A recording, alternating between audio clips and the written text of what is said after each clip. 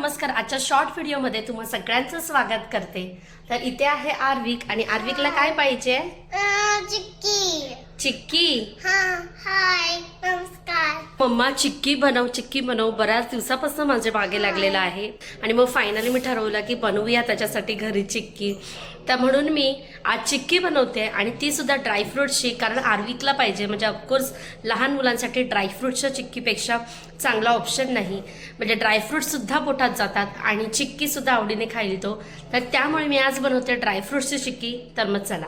तर चिक्की बनवण्यासाठी काय काय साहित्य घेतलंय मी, तर इथे मी हा एवढा एक बाउल भरून काजू, बदाम आणि पिस्ता असे रफली उभे चॉप करून घेतलेले आहेत. म्हणजे त्याचे काप करायचे जेणेकरून ते चांगले व्यवस्थित दिसतील. असे उभे काप करून घेतले सर्व, हाफ पीसेस वगैरे. प्रत्येकालाच लोणावळ्याची ड्रायफ्रूटची चिक्की माहितीच असेल त्याच्यामध्ये कसे दिसते. इथे चिक्कीचा गुळ घेतलेला आहे, तर जेवढे ड्रायफ्रुट्स आहेत ना तितकाच मी अंदाजे चिक्कीचा गुळ घेतलेला आहे. त्यानंतर थोडंसं पाणी घेतलेलं आहे आणि वेलची पावडर आणि ऑफकोर्स आपल्याला स्प्रेड करण्यासाठी लागणार आहे बटर पेपर. तर एवढंच साहित्य लागणार आहे फक्त. तर मी इथे कढई गरम करत ठेवलेली आहे. कढई तापल्यावरती त्यामध्ये मी सर्व dry fruits 1 minute dry roast करून घेते. 1 मिनिट व्यवस्थित परतवून झाल्यानंतर मी पुन्हा एकदा बाउलमध्ये काढून घेते सर्व. नंतर याच कढईमध्ये मी मोजून 2 ते 3 चमचे घेतलेलं पाणी घालते. पाणी घातल्यामुळे काय होतं तर गूळ फास्ट मेल्ट तर होतोच, पण अगदी चिक्की छान व्हायला सुद्धा मदत होते. संपूर्ण गूळ मेल्ट होईपर्यंत मी स्पॅच्युलाने तो ढवळत राहणार आहे जेणेकरून तो खाली लागणार नाही. यानंतर मी यामध्ये घालते छोटा स्पून इलायची पावडर आणि 5 ते 6 काड्या केशर. त्यामुळे चिक्कीची टेस्ट आणखी एनहान्स होईल आणि रंग सुद्धा मस्त येईल. तर गुळाचं प्रमाण बरोबर झालंय की नाही हे बघण्यासाठी मी एका वाटीत पाणी घेतलं आणि 1 वाटी रिकामी घेतलेली आहे. मी आता सध्या गॅस बंद केलेली आहे आणि काही ड्रॉप्स आहेत ना आपल्याला ह्याच्यात घालायचे. पाणी घातलेल्या वाटीमध्ये आणि ते असे जमा करायचे आणि त्याचा असं गोल गोळा करायचा.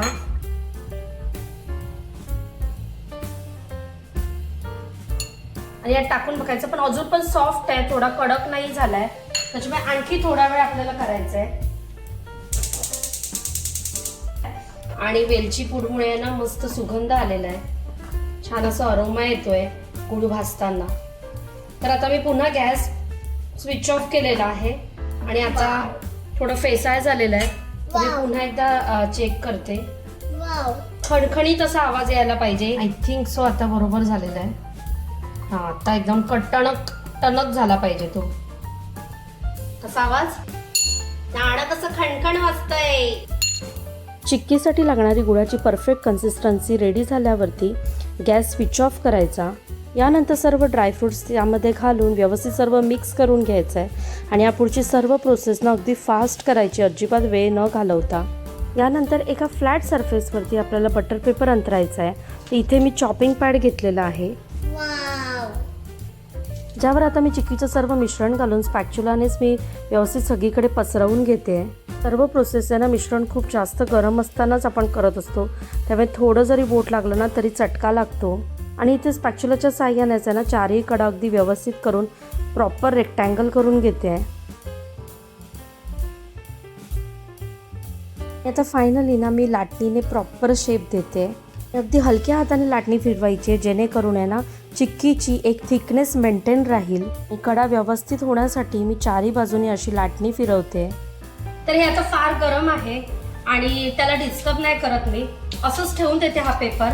पण आहे ना इतकं म्हणजे गरम असतानाच आहे ना थोडंसं आता 4-5 मिनिटानंतर फक्त असे ना काप करून घ्यायचे. काप म्हणजे जस्ट आपल्याला अशा लाईन्स ड्रॉ करायच्या आहेत जेणेकरून आहे ना नंतर ते ऑटोमॅटिक तुटतात. तर मी जस्ट आहे ना असं नाईफने आहे ना लाईन्स ड्रॉ करून घेते, पूर्ण पीसेस न करता.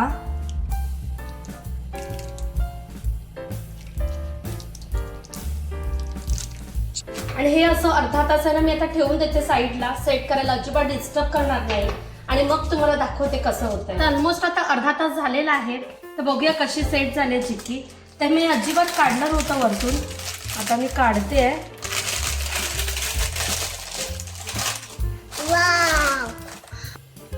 तशी मस्त ग्लॉसी दिसते चिक्की. आता मी काढते मागचा पेपर सुद्धा आणि पुन्हा थोड्या वेळ मी ठेवणार आहे.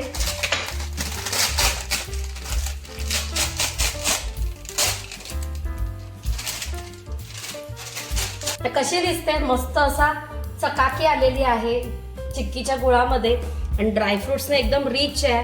केसर दिसतंय मध्ये मध्ये, एकदम भारी दिसतंय ना. मस्त झाली ना.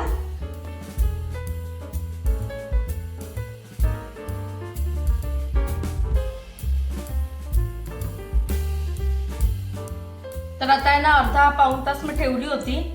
तर थोडीशी आहे ना प्लेट मध्ये ठेवली, त्याच्यामुळे शेप असा झालेला आहे, पण एकदम परफेक्ट आणि मस्त झालेली आहे. लगेच तुटते